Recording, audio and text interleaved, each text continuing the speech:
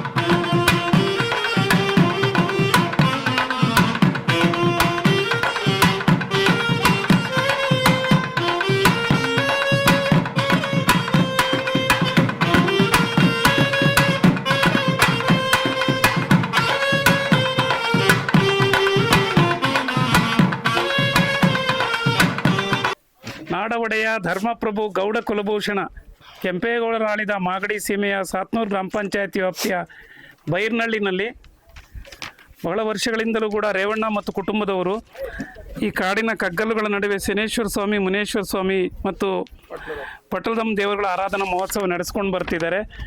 ರೇವಣ್ಣರು ಶ್ರದ್ಧಾಭಕ್ತಿಯಿಂದ ಭಕ್ತರನ್ನು ಸೆಳೆಯತಕ್ಕಂಥ ಈ ಕಾರ್ಯಕ್ರಮವನ್ನು ಮಾಡಿಕೊಂಡಿದ್ದಾರೆ. 10ನೇ ವರ್ಷದ ವಾರ್ಷಿಕೋತ್ಸವ ನಡೀತಾ ಇದೆ. ಭಕ್ತಾದಿಗಳೆಲ್ಲರೂ ಭಾಗವಹಿಸಿದ್ದಾರೆ. ಈ ಕಾರ್ಯಕ್ರಮಕ್ಕೆ ತಾಲೂಕಿನ ಧಾರ್ಮಿಕ ಕ್ಷೇತ್ರ, ಆಧ್ಯಾತ್ಮಿಕ ಕ್ಷೇತ್ರ, ತಪೋಭೂಮಿ, ಗೆಜ್ಗಾರ್ಗುಪ್ಪೆಯ ಮುರಾರಿ ಮಹಾಸಂಸ್ಥಾನ ಮಠಾಧ್ಯಕ್ಷರಾದಂಥ ಡಾಕ್ಟರ್ ಕುಮಾರಸ್ವಾಮಿ ಅವರು ಆಗಮಿಸಿದ್ದಾರೆ. ಸ್ವಾಮೀಜಿ, ಇವತ್ತಿನ ಆರಾಧನಾ ಮಹೋತ್ಸವದ ಬಗ್ಗೆ ಒಂದೆರಡು ಅನಿಸಿಕೆಯನ್ನು ಧರ್ಮಬೋಧೆಯನ್ನು ಮಾಡಬೇಕಂತ ಕೇಳ್ತೀನಿ. ಮುರಾರಿ ಸ್ವಾಮಿಗಳ ಪಾದಾರವಿಂದಗಳಲ್ಲಿ ನಮಿಸುತ್ತಾ, ಮಾಗಡಿ ಸೀಮೆಯ ಬೈರ್ನಹಳ್ಳಿ ಗ್ರಾಮದಲ್ಲಿ ನೆಲೆಯಾಗಿರ್ತಕ್ಕಂತಹ ಶ್ರೀ ಮುನೇಶ್ವರ ಸ್ವಾಮಿ ಹಾಗೂ ಶ್ರೀ ಶನೇಶ್ವರ ಸ್ವಾಮಿ ಹಾಗೂ ಪಟ್ಲದಮ್ಮ ಇವರುಗಳ ಪುಣ್ಯಕ್ಷೇತ್ರದಲ್ಲಿ ಶಿವರಾತ್ರಿಯ ಪ್ರಯುಕ್ತ 10ನೇ ವರ್ಷದ ವಾರ್ಷಿಕೋತ್ಸವವನ್ನು ಈ ಕ್ಷೇತ್ರದ ಸಂಸ್ಥಾಪಕರಾದಂತಹ ರೇವಣ್ಣನವರು ಹಲವಾರು ವರ್ಷಗಳಿಂದ ಇಲ್ಲಿ ಸೇವಾ ಕಾರ್ಯಗಳನ್ನು ನಡೆಸ್ಕೊಂಡು ಬಂದಿದ್ದಾರೆ. ಈ ಪುಣ್ಯಕ್ಷೇತ್ರದಲ್ಲಿ ದೂರದ ಊರುಗಳಿಂದ ಬಂದಂತಹ ಈ ಗ್ರಾಮದಿಂದ ಅಕ್ಕಪಕ್ಕದ ಗ್ರಾಮದಿಂದ ಬಂದಂಥ ಎಲ್ಲ ಭಕ್ತಾದಿಗಳು ಈ ಕ್ಷೇತ್ರದಲ್ಲಿ ಒಳಿತನ್ನು ಕಾಣ್ತಾ ಇದ್ದಾರೆ. ಹಾಗಾಗಿ ಪುಣ್ಯಕ್ಷೇತ್ರವು ದಿನೇ ದಿನೇ ಅಭಿವೃದ್ಧಿಯನ್ನು ಹೊಂದ್ತಾ ಇದ್ದು, ಮುಂದಿನ ದಿನಗಳಲ್ಲಿಯೂ ಕೂಡ ಈ ಕ್ಷೇತ್ರ ಅಭಿವೃದ್ಧಿಯನ್ನು ಹೊಂದಲಿ. ಹಲವಾರು ವರ್ಷಗಳಿಂದ ಈ ಕ್ಷೇತ್ರದಲ್ಲಿ ಅನ್ನದಾನವನ್ನು, ಪೂಜಾ ಕೈಂಕರ್ಯಗಳನ್ನು, ಹಲವಾರು ಸಾಮಾಜಿಕ ಸೇವೆಗಳನ್ನು ನಡೆಸ್ಕೊಂಡು ಬಂದಿರುವಂಥ ನಮ್ಮ ಅರ್ಚಕರ ಕುಟುಂಬಕ್ಕೆ ಹಾಗೂ ಗ್ರಾಮಸ್ಥರಿಗೂ, ಅಕ್ಕಪಕ್ಕದ ಗ್ರಾಮಸ್ಥರು ಎಲ್ರಿಗೂ ಕೂಡ ಶ್ರೀ ಮುನೇಶ್ವರ ಸ್ವಾಮಿಗಳು, ಶನೇಶ್ವರ ಸ್ವಾಮಿಯವರು ಹಾಗೂ ಪಟ್ಲದಮ್ಮನವರು ಆಯುರಾರೋಗ್ಯ ಐಶ್ವರ್ಯಗಳನ್ನು ಕೊಟ್ಟು ಕಾಪಾಡಲಿ. ಈ ಕ್ಷೇತ್ರ ದಿನೇ ದಿನ ಅಭಿವೃದ್ಧಿ ಆಗಲಿ ಅಂತೇಳಿ ಈ ಮೂಲಕ ಆಶಿಸ್ತೇನೆ. ಎಲ್ರಿಗೂ ಒಳ್ಳೆಯದಾಗಲಿ.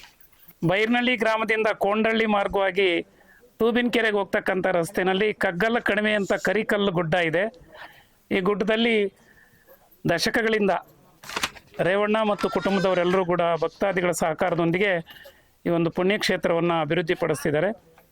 ರೇವಣ್ಣ ಅವರು ಅರ್ಚಕರು, ಅವ್ರ ಮಕ್ಕಳಾದಂಥ ರೇಣುಕಾರವರು ವೃತ್ತಿನಲ್ಲಿ ಸರ್ಕಾರಿ ಬಸ್ ನಿರ್ವಾಹಕರಾಗಿದ್ದಾರೆ, ಚಾಲಕರು ಮತ್ತು ನಿರ್ವಾಹಕರು. ರೇವಣ್ಣ ಮತ್ತು ಕುಟುಂಬದವರೆಲ್ಲರ ಶ್ರಮ ಇಲ್ಲಿ ಭಕ್ತರನ್ನು ಸೇರಿಸ್ತಾ ಇದೆ. ತಾವೊಂದೆರಡು ಮಾತಾಡಿ ಸರ್. ಶ್ರೀ ಶನೇಶ್ವರ ಸ್ವಾಮಿ ಮತ್ತು ಮುನೇಶ್ವರ ಸ್ವಾಮಿ ಪಟ್ಲದಮ್ಮ ಆರಾಧನಾ ಮಹೋತ್ಸವ ಆಹ್ವಾನ ಪತ್ರಿಕೆಗೆ ಎಲ್ಲರೂ ಬಂದಿರೋದು ತುಂಬ ಧನ್ಯವಾದಗಳು ಸಹ. ಹಾಗೂ ನಾವು ಒಬ್ಬರೇ ಕೈಲೇ ಆಗಿಲ್ಲ, ಇದು ಎಲ್ಲರೂ ಸಹ ಕೈ ಜೋಡಿಸಿ ಭಕ್ತಾದಿಗಳೆಲ್ಲರೂ ನಮ್ಮ ಈ ಈ ಈ ಒಂದು ಕಾರ್ಯಕ್ರಮಕ್ಕೆ ಎಲ್ಲರೂ ಆಗಮಿಸಿ ಎಲ್ಲರೂ ತನ್ನ ತನು ಮನ ಧನ ಸಹಾಯಗಳನ್ನು ಕೊಟ್ಟು ತಮ್ಮ ಎಲ್ಲರೂ ಸಹಕರಿಸಿ ಈ ಕಾರ್ಯಕ್ರಮವನ್ನು ಯಶಸ್ವಿಯಾಗಿ ಪೂರೈಸಿದ್ದಾರೆ ಸರ್. ಆದ್ದರಿಂದ ಇನ್ನು ಮುಂದೇನೂ ಕೂಡ ಇದೇ ರೀತಿಯಾಗಿ ವರ್ಷ ವರ್ಷ ಮಹೋತ್ಸವಗಳನ್ನು ಮುಂದುವರ್ಸ್ಕೊಂಡು ಹೋಗ್ತೀವಿ ಅಂತ ಹೇಳಿ ನಮ್ಮೊಂದೆರಡು ಮಾತನ್ನು ಮುಗಿಸ್ತಾ ಇದ್ದೀವಿ ಸರ್. ಬೆಟ್ಟ ಪ್ರದೇಶದಲ್ಲಿ ಒಳ್ಳೆ ಪರಿಸರದ ನಡುವೆ ಇರ್ತಕ್ಕಂಥ ಈ ದೇಗುಲಕ್ಕೆ ಭಕ್ತಾದಿಗಳು ಹೆಚ್ಚೆಚ್ಚು ಬರುವಂತಾಗಲಿ, ಸ್ವಾಮಿಯ ಕೃಪೆಯಿಂದ ಅವರ ಸಕಲ ದುರಿತಗಳು ದೂರವಾಗಲಿ ಅಂತ ಪ್ರಾರ್ಥನೆ ಮಾಡ್ಕೊಳ್ತಾ, ಈ ಕಾರ್ಯಕ್ರಮದಲ್ಲಿ ಮಾಡಬಾಳ್ ಜಡೆಮನೇಶ್ವರ ಸ್ವಾಮಿ ದೇವಸ್ಥಾನದ ಅರ್ಚಕರಾದಂಥ ಮಾನ್ಯ ರಾಮಕೃಷ್ಣಪ್ಪನವ್ರು ಬಂದಿದ್ದಾರೆ. ಮತ್ತು ಪಣಕನಕಲ್ಲು ಜೇನ್ಕಲ್ಲು ಬೆಟ್ಟದ ಕೆಳಗಡೆ ಇರ್ತಕ್ಕಂಥ ದೇವಸ್ಥಾನದವರು ವೆಂಟ್ರಂಗಯ್ಯನವ್ರು ಬಂದಿದ್ದಾರೆ. ಇನ್ನು ನಮ್ಮ NESನವರು ಎಲ್ಲ ತಾಯಂದ್ರೆಲ್ಲ ಇದ್ದಾರೆ, ಗ್ರಾಮಸ್ಥರಿದ್ದಾರೆ. ಇದು ನಮ್ಮ ಪುಣ್ಯಕ್ಷೇತ್ರ, ನಾವೆಲ್ಲರೂ ಬಂದು ಹೋಗ್ತಕ್ಕಂಥದ್ದಾಗಲಿ, ನಾಡಿನ ಶ್ರೇಷ್ಠ ಸ್ಥಳವಾಗಲಿ ಅಂತೇಳಿ ಪ್ರಾರ್ಥನೆ ಮಾಡ್ತೇನೆ. ಧನ್ಯವಾದಗಳು.